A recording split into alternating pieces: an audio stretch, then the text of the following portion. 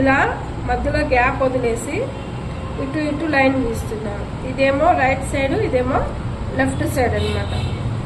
First ఇక్కడ పైన తీసుకున్నానా,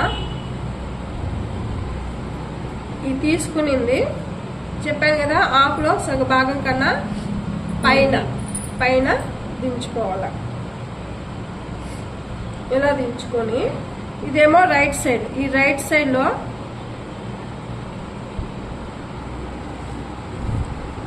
తీసుకొని ఇది లెఫ్ట్ సైడ్ కదా, లెఫ్ట్ సైడ్కి కిందికి దించుకోవాలి. అదేవిధంగా లెఫ్ట్ నుంచి రైట్, లెఫ్ట్ తీసుకొని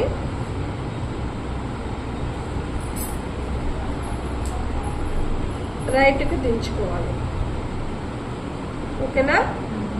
మళ్ళీ రైట్ తీసుకోవాలా. ఇప్పుడు మళ్ళీ లెఫ్ట్ తీసుకోకూడదు, అంటే రైట్ దానిపైన లెఫ్ట్ పడింది కదా, ఇప్పుడు లెఫ్ట్ పైన రైట్ పడుతుంది.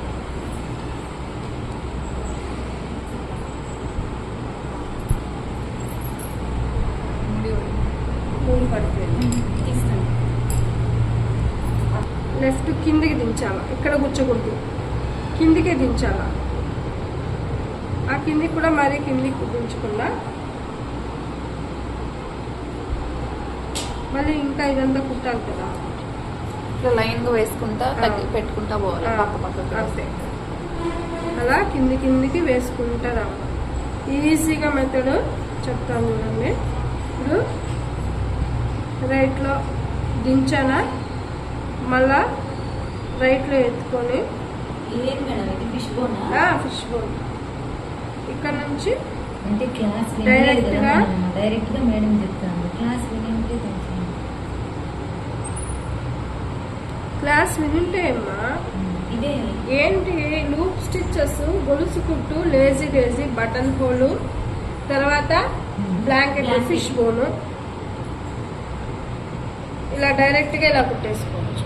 మళ్ళా కిందికి దించి మళ్ళా లైట్లకే కదా ఎత్తుతాము, మళ్ళీ కిందికి దించి పైకి ఎత్తే పని లేకుండా డైరెక్ట్ గా ఇలా కుట్టేసుకోవచ్చు. అర్థమైందా?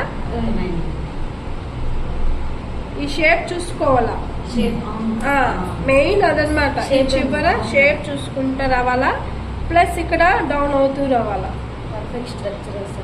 అప్పుడే బాగా వస్తుంది. చాలా బాగుంటది ఫిష్ బోన్తో వర్క్.